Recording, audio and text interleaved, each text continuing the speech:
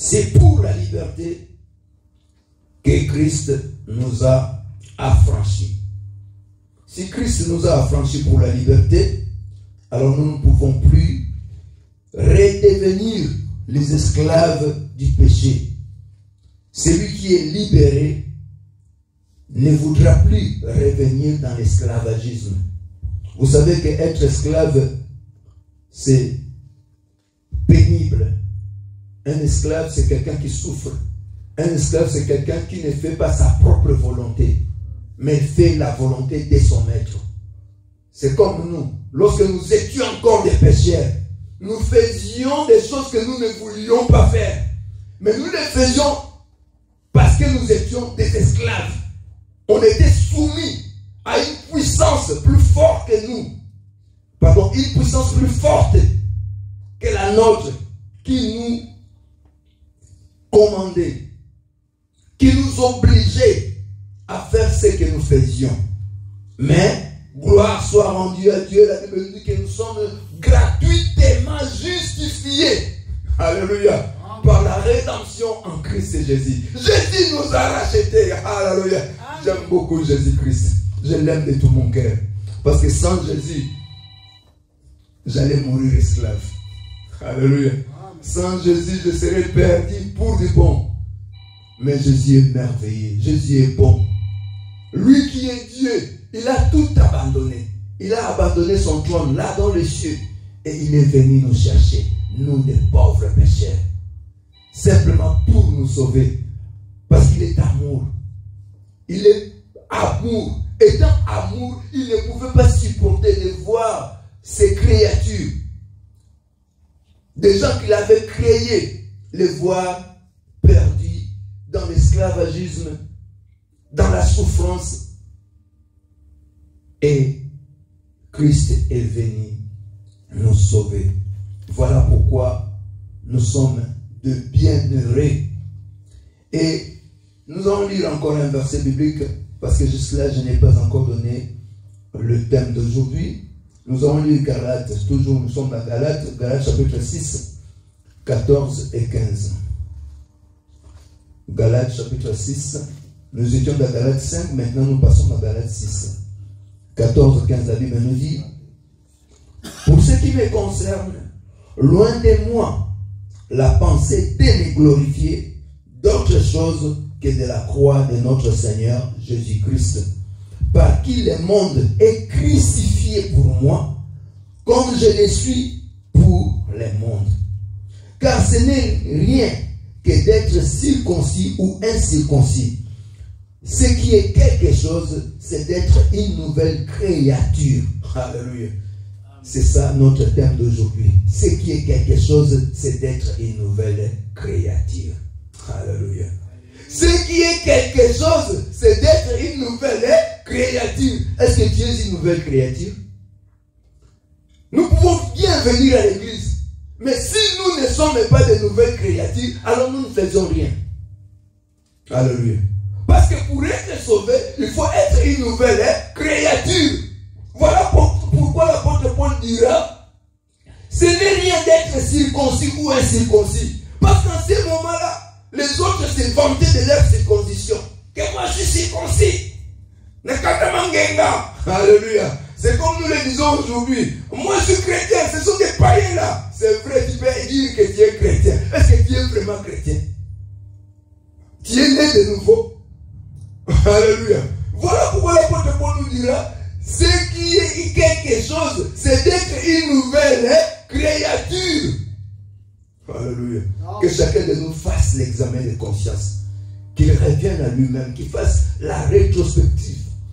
La rétrospection, pardon. Et qu'il se sonde lui-même pour savoir si vraiment vous êtes en Christ Jésus. Si vraiment vous êtes une nouvelle créature. Parce que on peut bien chanter, danser, faire des jeûnes, des prières, donner la dîme, les offrandes. Mais si on n'est pas une nouvelle créature, on est perdu. Amen. Alléluia. Amen. Il y avait un homme qui était aussi un serviteur de Dieu. Il était pharisien. Il était docteur de la loi. Dans Jean chapitre 3. Allons-y. Jean chapitre 3. Nous commençons à partir du verset 1 et nous allons terminer au verset 8. Nous allons revenir dans tous ces versets-là que nous venons de lire. Mais je veux simplement que nous puissions comprendre de quoi nous sommes en train de parler en ces moments. Jean chapitre 3, à partir du verset 1 jusqu'au verset 8. La Bible nous dit, mais il y eut un homme d'entre les pharisiens nommé Nicodème, un chef des Juifs, qui vint, lui, auprès de Jésus, de nuit, et lui dit, Rabbi, nous savons que tu es un docteur venu de Dieu, car personne ne peut faire ces miracles que tu fais si Dieu n'est avec lui. Jésus lui répondit, en vérité, je te l'ai dit, si un homme est né de nouveau, il ne peut voir le royaume de Dieu. Nicodème lui dit, comment un homme peut-il naître quand il est vieux? Peut-il rentrer dans les seins de sa mère et naître? Jésus répondit, en vérité, je te l'ai dit, si un homme est né d'eau et d'esprit, il ne peut entrer dans le royaume de Dieu. Ce qui est né de la chair est chair, et ce qui est né de l'esprit est esprit. Ne t'étonne pas que je t'ai dit, il faut que vous nassiez de nouveau. Le vent souffle où il veut, et tu en entends les bruits. Mais tu ne sais d'où il vient, ni où il va. Il en est ainsi de tout homme qui est né de l'esprit. Parole du Seigneur. Amen. Nicodème, c'était un docteur de la loi, un pharisien, un homme respectueux, mais il n'était pas encore né de nouveau. Alléluia. Vous pouvez demeurer dans l'église. Vous pouvez faire des années, les gens te connaissent, que vraiment tu es un chrétien, une chrétienne, mais alors que tu n'es pas encore né de nouveau. Tu n'es pas encore une nouvelle créature. Or, Paul nous dit, ce qui est quelque chose, c'est d'être une nouvelle créature. Amen. Nous pouvons chanter pour Dieu. Nous pouvons danser pour Dieu. Nous pouvons donner nos dîmes, faire des sacrifices pour Dieu. Nous pouvons faire du bien pour Dieu. Mais si nous ne sommes pas encore devenus de nouvelles créatures, alors nous ne sommes rien. Nous sommes perdus. Voilà pourquoi il faut que nous nassions de nouveau, comme Jésus l'a dit à Nicodème. Si tu n'es né de nouveau, tu ne peux entrer dans le royaume de Dieu. Jésus était en chair et en os. Et Nicodème en a profité. Étant pharisien, étant chef de Juifs, il ne pouvait pas venir à Jésus pendant la journée, ouvertement. Sinon les autres allaient lui blâmer. Parce que les Juifs, les scribes et les pharisiens s'opposaient à Jésus-Christ. Ils étaient les maîtres de la loi. Ils étaient les docteurs de la loi. C'était eux qui prêchaient Moïse. C'était eux qui haranguaient la foule d'Israël pour leur dire que croyez en la loi de Moïse, mettez en pratique la loi de Moïse.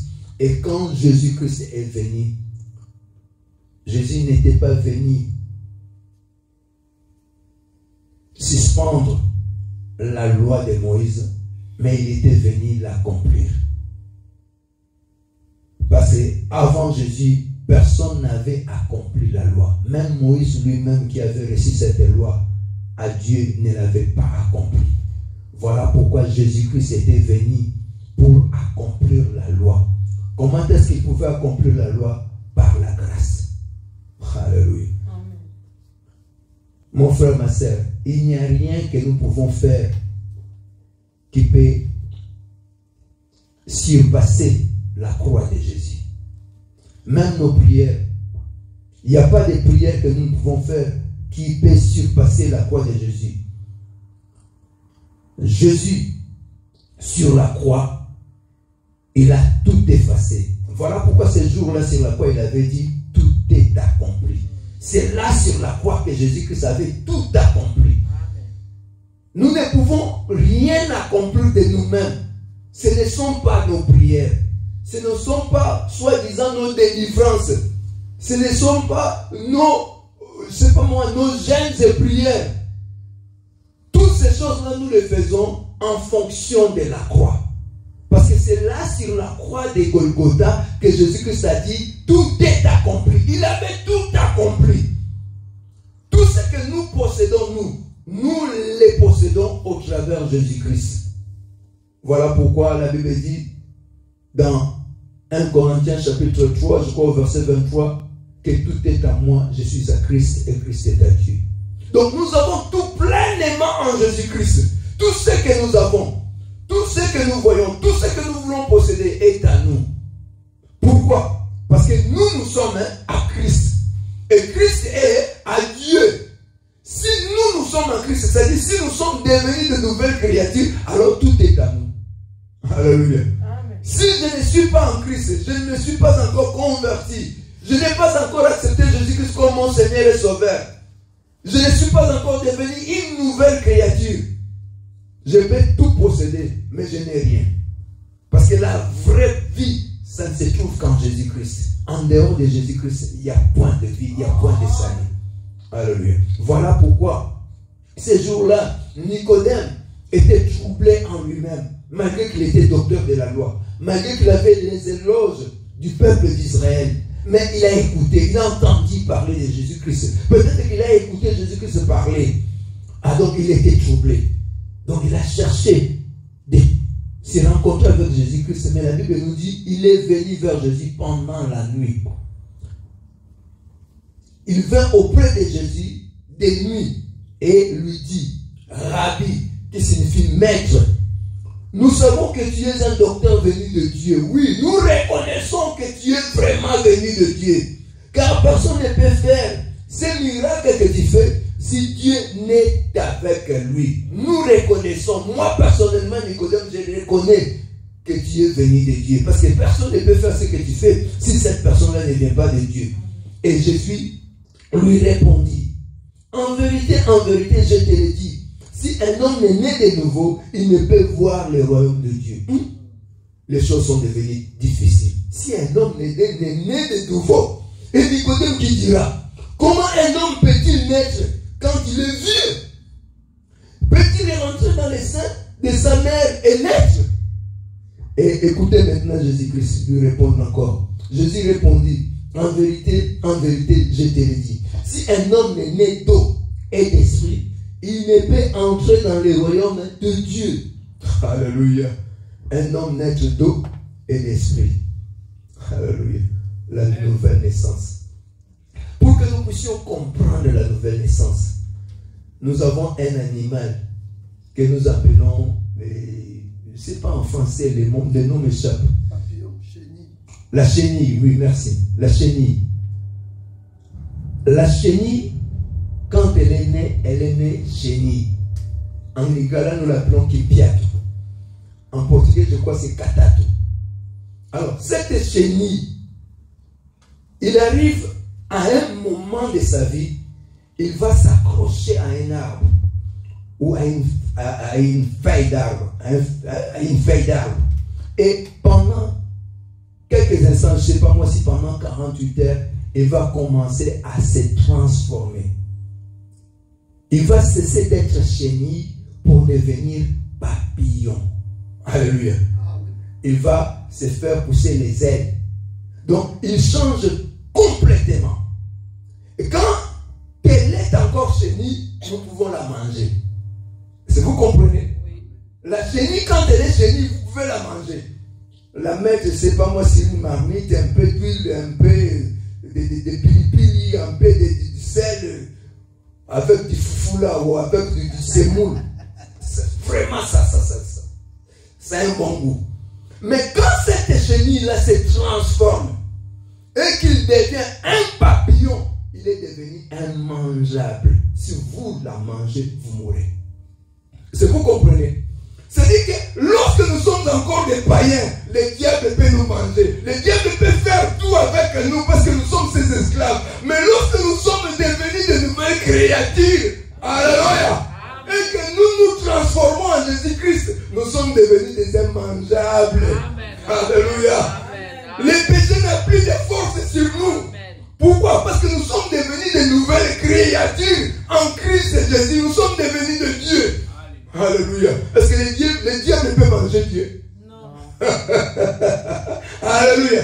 Donc ça dit que naître de nouveau, c'est-à-dire, c'est être comme Christ, c'est-à-dire prendre la nature de Jésus-Christ.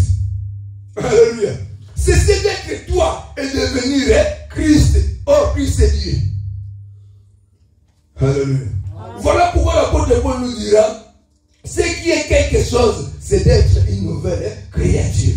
Si tu es devenu une nouvelle créature, que tu sois circoncis ou non, cela n'a pas d'importance. Alléluia. Parce qu'à cette époque-là, les Juifs obligeaient les païens qui se convertissaient de se circoncire.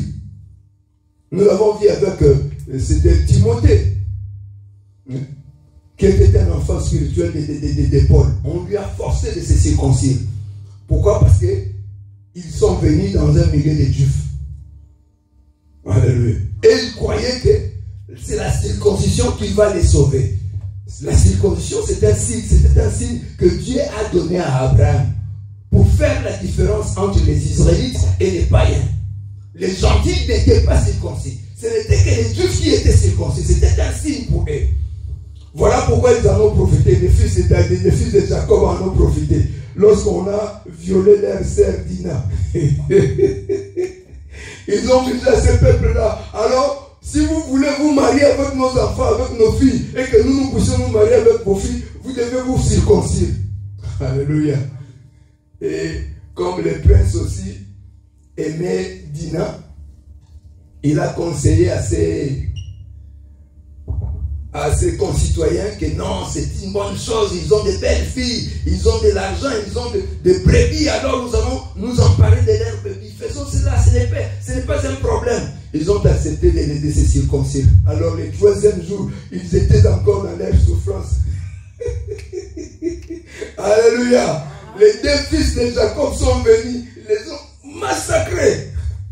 Vous imaginez quelqu'un qui vient d'être circoncis.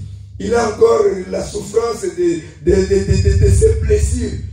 Il ne peut pas combattre. Comment est-ce qu'il va combattre? Ils sont venus, ils ont tué tous ces gens-là.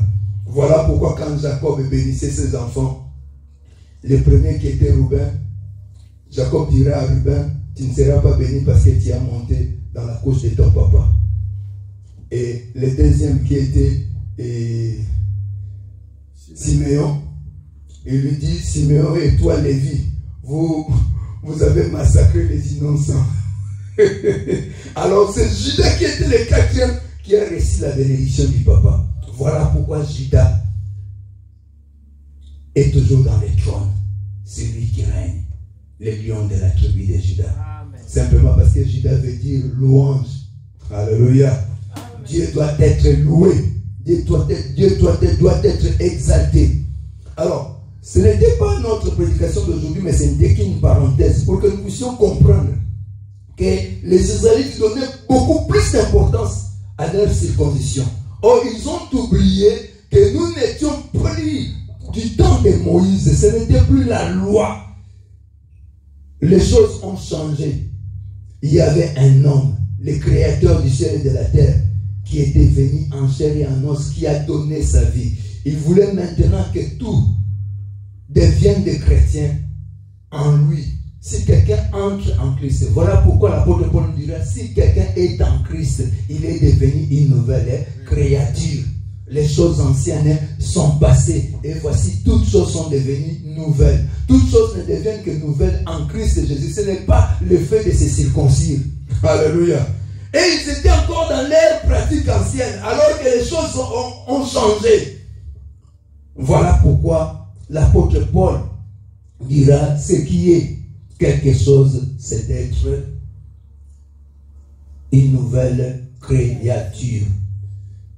Mon frère, ma sœur, est-ce que tu es une nouvelle créature ou tu continues encore d'être ce vieil homme? Ton vieil homme continue toujours de te dominer, de te conduire dans les péchés.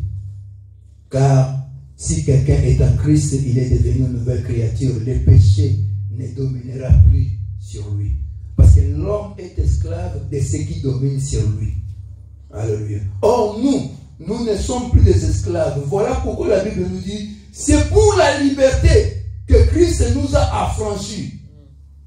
Christ nous a affranchis pour la liberté. Si tu dis que tu es affranchi, tu es un chrétien, que tu es une nouvelle créature, et que tu continues d'être esclave des péchés, alors là, tu n'es pas encore affranchi. Alléluia. Voilà pourquoi l'apôtre Paul dira, demeurez donc ferme. Il nous appelle à la fermeté, d'être ferme, de ne plus nous laisser mettre de nouveau sous les jougs de la servitude. Parce que ça arrive, hein? Quelqu'un qui était déjà libéré, délivré de l'esclavagisme, mais il se retrouve encore esclave. Là, c'est malheureux. Alléluia. Amen. Je l'ai dit. Je connais un frère qui était sorcier, qui a même mangé. Il a bouffé sa grande sœur les jours de son mariage. De son mariage. Et il témoignait que j'étais sorcier, j'ai bouffé ma grande sœur les jours de son mariage, comme ci, comme ça. Mais qu'est-ce qui est arrivé avec ces frères-là? Après un certain temps, nous avons entendu que ce frère-là est devenu... Un sorcier encore? Non, un moulieringue. Il est devenu un coureur de jupons. Et moi, je me demandais, mais les sœurs, quelqu'un qui témoigne qu'il a bouffé sa sœur, et toi, tu vas aller te laisser... Hein? Alléluia. Hein? Imagine, si vous me dites que vous étiez sorcier, que vous avez mangé votre sœur, est-ce que vous croyez que moi je vais avoir confiance en vous? Alléluia. Mais chose impossible, ces frères-là avaient du succès auprès des sœurs. À tel point que tout le monde disait, ah, ces frères-là. Vous voyez? Donc il était sorcier. Soi-disant que Dieu l'a délivré. Dieu l'a libéré de la sorcellerie, mais il est devenu esclave de l'impudicité.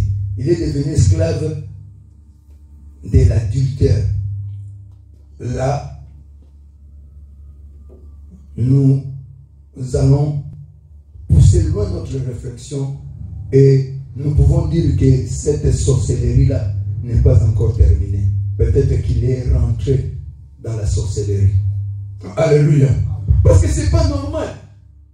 C'est pas normal. Voilà pourquoi l'apôtre Paul nous dit d'être ferme et de ne pas nous laisser de mettre de nouveau sous les jougs de la servitude. Parce que si les péchés dominent sur toi, alors tu es esclave de ces péchés.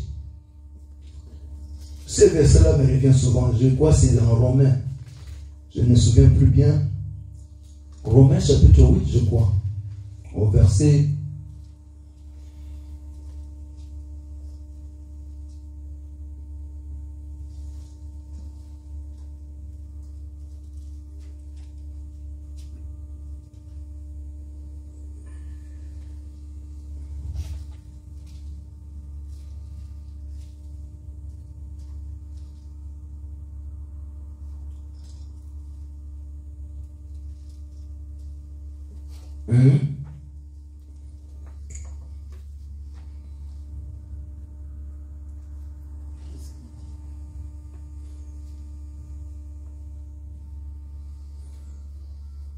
La Bible nous dit dans Romains chapitre 8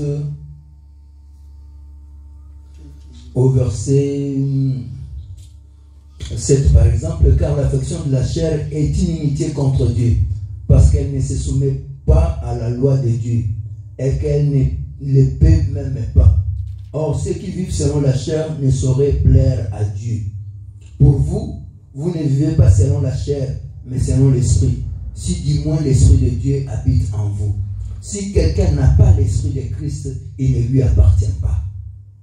Et si Christ est en vous, le corps, il est vrai, est mort à cause du péché. Mais l'esprit est vie à cause de la justice. Et si Christ est en vous, le corps, il est vrai, est mort à cause du péché.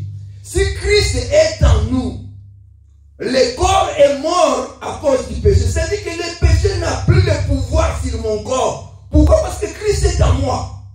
Alléluia. Si vous comprenez, Christ est en moi. Le Christ qui est en moi est plus fort que le péché. Le péché ne peut plus dominer sur moi parce que Christ qui est en moi est plus fort que le péché.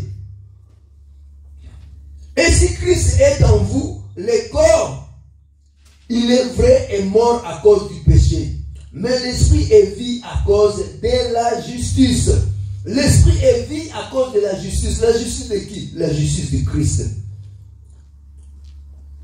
Et si l'esprit de celui qui a ressuscité Jésus d'entre les morts habite en vous, celui qui a ressuscité Christ d'entre les morts rendra aussi la vie à vos corps mortels par son esprit qui habite en vous.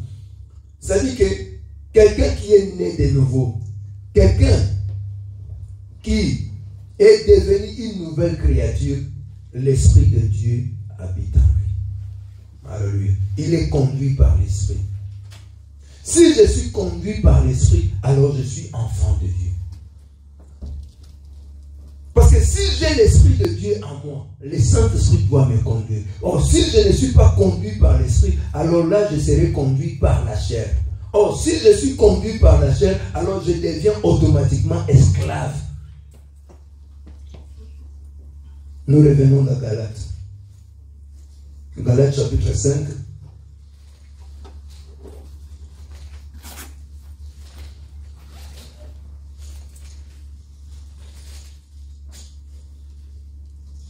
Là, dans Galates chapitre 5, on nous dit, frères, vous avez été appelés à la liberté. Seulement ne faites pas de cette liberté un prétexte de vivre selon la chair. Aujourd'hui, nous le voyons. Il y a beaucoup de frères et sœurs en Christ qui ont été appelés à la liberté, qui ont été rendus libres. Parce que la Bible dit, si donc le Fils vous a franchi, vous serez réellement libres. Si donc le Fils vous a franchi, vous serez réellement libre. Donc c'est vrai. Si quelqu'un a été affranchi par Jésus-Christ et qu'il n'est pas libre, c'est qu'il n'a pas été affranchi.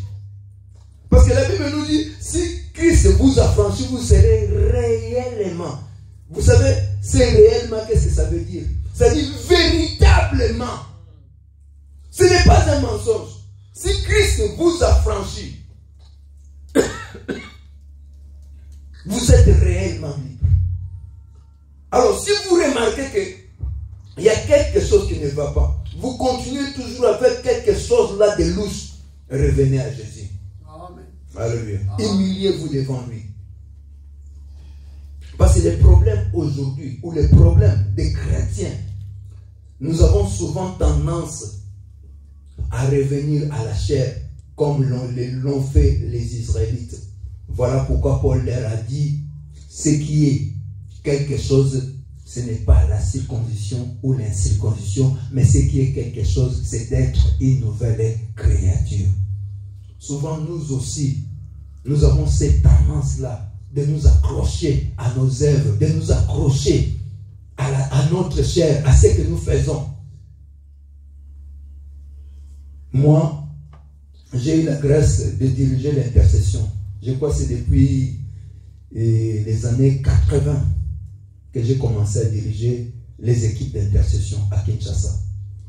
Et j'ai remarqué quelque chose. Chaque fois que nous allions à la retraite avec les groupes d'intercession que Dieu m'a donné à diriger, parce que souvent il n'y avait que des jeunes filles et des jeunes garçons. Parce que les mamans n'aimaient pas souvent entrer dans l'équipe d'intercession. Donc c'était que des jeunes filles et des jeunes garçons. Alors que vous allez peut-être dans une retraite de 21 jours par exemple, vous priez, vous jeûnez. Lorsque vous allez sortir de la retraite et rentrer, parce que le premier dimanche vous allez assister au culte, Et lorsque vous allez assister au culte les premiers dimanches, parce que d'habitude on sortait les dimanches très tôt matin. C'est-à-dire on termine les samedis là à minuit, les dimanches très tôt matin. Il y a un bus qui vient nous récupérer et nous amène à l'église. On ne peut pas rentrer dans nos maisons sans pourtant passer d'abord par l'église. Et après le culte que chacun va rentrer dans sa maison. Et vous remarquerez les frères et sœurs là qui sont venus de la retraite de 21 jours. Ils ont une attitude là. Je les regarde, je les vois toujours comme si ils se croient des super frères. Pourquoi? Parce qu'ils ont fait 21 jours de jeûne et prière. Alléluia. Est-ce que vous comprenez ce que je veux dire? Donc souvent, nous, l'homme, parce que l'homme est charnel, et souvent l'homme a cette tendance de s'attacher aux œuvres de la chair. Alors que ce ne sont pas ces œuvres de la chair là qui nous sauvent. C'est la croix de Jésus. Là, sur la croix, Jésus a dit, tout est accompli. Alléluia. Voilà pourquoi Paul a dit que ce n'est pas, ce qui est important, ce n'est pas d'être circoncis ou d'incirconcis. Mais ce qui est important, ce qui est quelque chose, c'est d'être une nouvelle créature. Je ne sais pas si vous me comprenez. Je veux que nous soyons de nouvelles créatures. Que nous, si je ne suis pas encore une nouvelle créature, que j'aille vers Jésus-Christ comme Nicodème l'a fait. Nicodème est allé pendant la nuit. Il ne voulait pas aller vers Jésus-Christ pendant la journée parce qu'on va le voir, lui le maître de la loi, lui le docteur de la loi, lui le chef de Tuf. Comment il est allé vers ces maîtres-là? Il est allé à Jésus-Christ pendant la nuit. Et Jésus lui a dit, en vérité, je te le dis, si tu n'es né de nouveau, tu n'entreras pas dans le royaume des cieux. Mais il était déjà un prédicateur. Il s'est fié à ses œuvres. Il prêchait Moïse. Il prêchait la loi de Moïse. Il se croyait quelque chose. Mais lorsqu'il est venu devant Jésus-Christ, il a vu qu'il n'était rien. Nous ne sommes rien, mes frères, mes sœurs. Malgré tout ce que nous pouvons faire, malgré les jeûnes que nous pouvons faire, malgré les prières que nous pouvons faire, tu peux formuler n'importe quelle formule de prière. Si cela n'est pas basé à la croix de Jésus-Christ, alors cela n'est rien. Alléluia. C'est Jésus qui est quelque chose. Et c'est ce Jésus-là qui nous a donné. Voilà pourquoi la Bible nous dit, tous sont péchés et sont privés de la gloire de Dieu. Mais ils sont gratuitement. C'est-à-dire que nous n'avons rien payé, nous n'avons rien fait. Ce n'est pas ce que je fais moi qui va me sauver, mais ce que Jésus a fait sur la croix, c'est cela qui me sauve. Alléluia.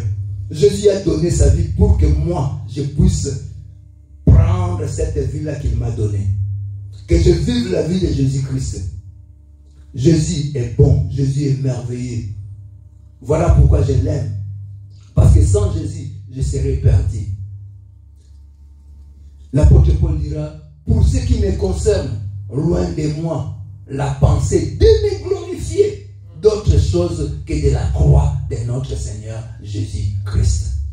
Par qui le monde est crucifié pour moi. Le monde est crucifié pour moi. Où?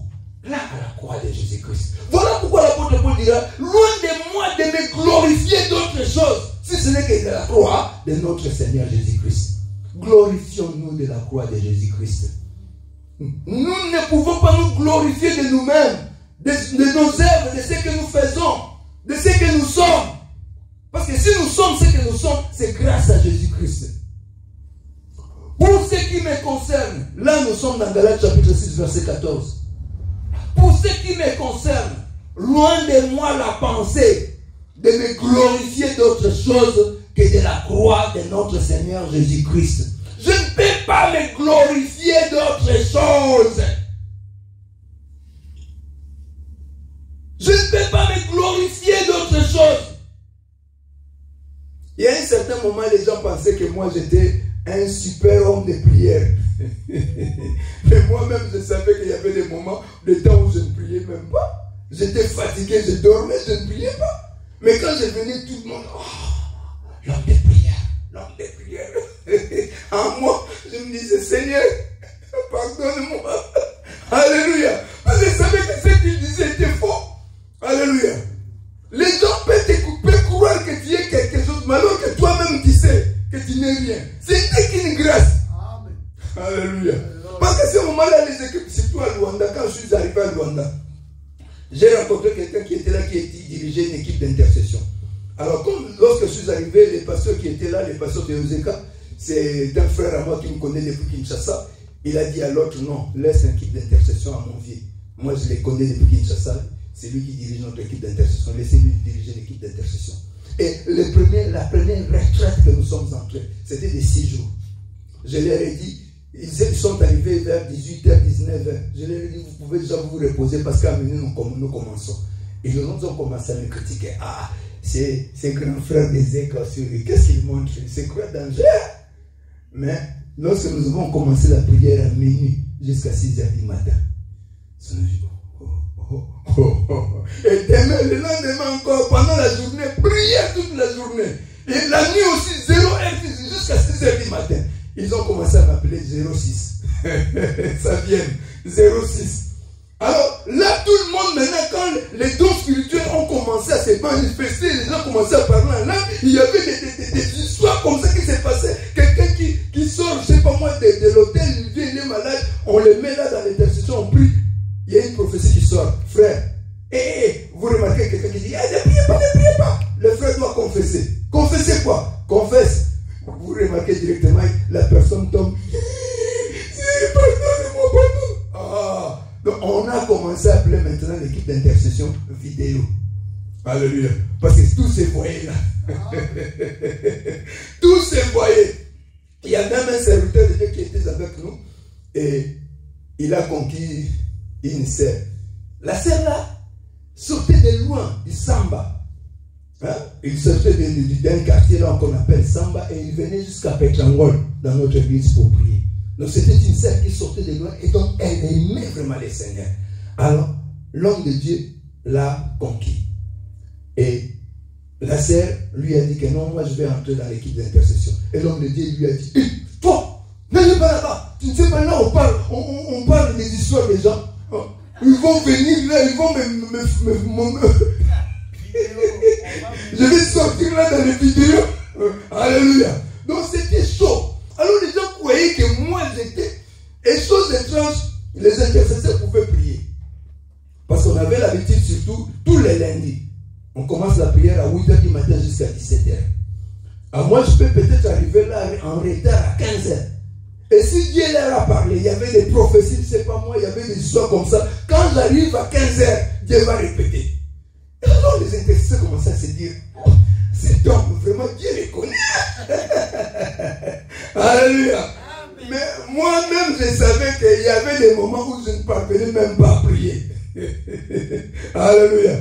Alors j'ai compris que ce qui est quelque chose, ce n'est pas ce que nous faisons, mais c'est plutôt ce que Jésus a fait pour nous. Alléluia. Qu'est-ce que Jésus a fait? C'est pour nous. Il a donné sa vie là sur la croix pour nous racheter de nos péchés. Voilà pourquoi les pharisiens, Nicodème, quand il est venu vers Jésus-Christ, il était un homme circoncis. Peut-être qu'il se croyait que comme je suis circoncis, donc moi, je suis un juste, et moi j'entrerai dans le royaume des cieux. Mais tout d'un coup, il s'est rencontré avec une parole frappante, une parole dure. Si tu n'es né de nouveau, tu n'entreras pas dans le royaume des cieux. Oh. Comment un homme qui est déjà vieux peut-il naître de nouveau? Hein? Est-ce que je vais revenir encore, rentrer dans le ventre de ma mère et naître de nouveau? Jésus lui dit, toi qui es docteur de la loi, tu ne connais pas ces choses. Toi qui es docteur de la loi, tu ne connais pas ces choses. Voilà pourquoi je te dis, si tu n'es né d'eau et de l'esprit, tu n'entreras pas dans le royaume des cieux. Et au verset 8, il dit, le vent souffle et vous entendez ces bruits. Mais vous ne savez d'où il vient et d'où il va. C'est de la même chose que la personne qui est née de nouveau. Alléluia. La nouvelle naissance, c'est comme ça. Celui qui est né de l'esprit, il est comme les vents. Alléluia. Il est comme les vents. Vous ne savez d'où il vient et où il va. Mais vous entendez les bruits. le Saint-Esprit, quand il vient dans la vie d'une personne, il change, il transforme la vie de la personne. Voilà pourquoi nous devons naître de nouveau. Si nous ne sommes pas nés de nouveau, nous n'entrerons pas dans le royaume des cieux. Tout ce que nous faisons, tous les sacrifices que nous faisons, venant à l'église, faire ceci, faire cela, mais si nous ne sommes pas nés de nouveau, nous irons en enfer. Ce qui est quelque chose, c'est d'être une nouvelle créature. Amen.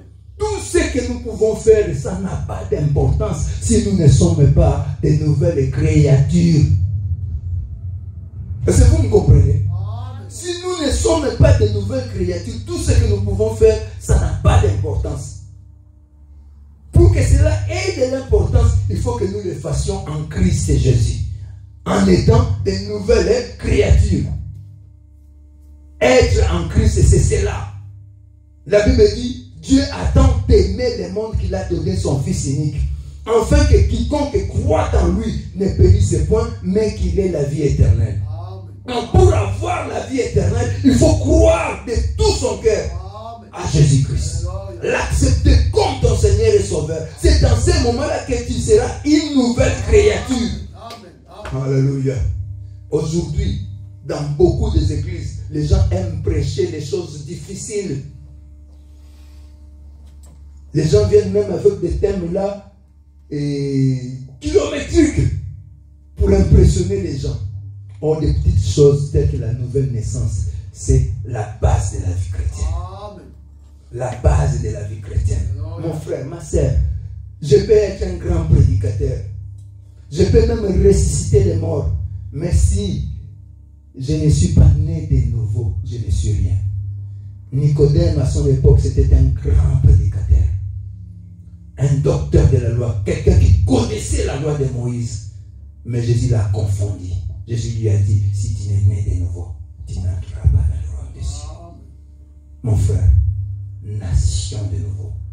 Acceptons Jésus-Christ dans notre vie comme notre Seigneur et Sauveur. Ce n'est que lui qui peut nous sauver. En dehors de Jésus-Christ, il n'y a point de salut. En dehors de Jésus-Christ, c'est la perdition. 2 Corinthiens chapitre 5, verset 17. Et jusqu'à 21, c'est là que nous allons mettre un point virgule aujourd'hui. Au verset 17, on nous dit, si quelqu'un est en Christ, il est une nouvelle créature. Les choses anciennes sont passées. Voici, toutes choses sont devenues nouvelles. Et tout cela vient de Dieu. Et tout cela vient de Dieu, qui nous a réconciliés avec lui par Christ, et qui nous a donné le ministère de la réconciliation. Dieu nous a donné le ministère de la réconciliation. Si quelqu'un est en Christ, il est une nouvelle créature. Les choses anciennes sont passées. Voici, toutes choses sont devenues nouvelles. Quand on est en Christ, les choses anciennes sont passées. Toutes choses sont devenues nouvelles. C'est-à-dire, je ne suis plus esclave. Je ne suis plus esclave. Parce que c'est pour la liberté que Christ m'a affranchi. Et il veut que je puisse demeurer ferme. Que je ne me laisse plus mettre sous les jougs de la servitude. Mes rêves. C'est-à-dire que j'ai été déjà libéré. Je ne peux plus redevenir encore esclave. Parce que si je redeviens esclave, je suis perdu. Alléluia. Comme je l'ai dit, quelqu'un qui était sorcier, après avoir soi-disant être délivré de la sorcellerie, et demain nous entendons qu'il est devenu un séducteur, un coureur de jupons. Il est devenu quelqu'un qui dans l'église a commencé à faire la pagaille parmi les sœurs dans l'église. Qu'est-ce que nous allons penser? Est-ce que cette personne est vraiment libérée? Il est vraiment délivré? S'il était délivré, s'il était libéré, donc il s'est laissé encore dominer, il s'est laissé encore emporter, et il est encore de nouveau sous la domination de l'ennemi. Donc il est redevenu esclave. Voilà pourquoi l'apôtre Paul nous exhorte à être ferme, de demeurer ferme, et de ne pas nous laisser mettre de nouveau sous les jougs de la servitude. La servitude, c'est l'esclavagisme. Être dominé. Alléluia. Nous ne pouvons pas nous laisser être dominés par les péchés. Si je sens que ces péchés-là commencent à dominer sur moi, je vais chercher les hommes de Dieu. Les hommes de Dieu de confiance. Parce que ce n'est pas à tout homme de Dieu qu'on peut se confier. Je connais une histoire, un frère qui est venu vers moi et qui m'a dit, pasteur, moi je n'aime plus me confier aux hommes de Dieu. Moi j'ai dit, mais pourquoi?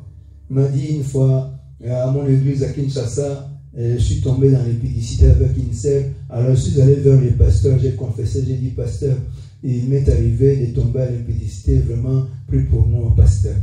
Alors le pasteur a prié pour moi, il m'a conseillé. Et après, chaque fois que j'approchais une sœur à l'église, et si le pasteur me voyait avec cette sœur-là, quand je m'en allais, le pasteur appelait la sœur pour lui dire, attention avec ses frères, il a l'esprit d'impudicité. Alors toutes les sœurs maintenant, avec qui il causait, venaient lui dire, car le pasteur a dit que toi tu as l'esprit de l'impudicité. Le pasteur a dit que toi tu as l'esprit de l'impudicité. Alors le frère a dit, alors c'est inutile de me confier aux hommes de Dieu. Alléluia. Voilà pourquoi je dis, il ne faut pas chercher n'importe quel homme de Dieu. Alléluia. Parce qu'il y a des hommes de Dieu qui ne gardent pas de secrets. Alléluia. Cherche un homme de Dieu et confesse tes péchés. Il va prier pour toi. Comme tu es vraiment en Christ Jésus, le Seigneur te libérera de ses péchés. Parce qu'il nous arrive que Dieu est vraiment affranchi. Mais il y a quelque chose qui domine sur toi. Alléluia. Tu te dis, mais comment est-ce que cette chose domine sur moi? Parce que le diable est un têtu. Alléluia. Il lui arrive de nous poursuivre. Et parfois, il vient au travers de nos pensées.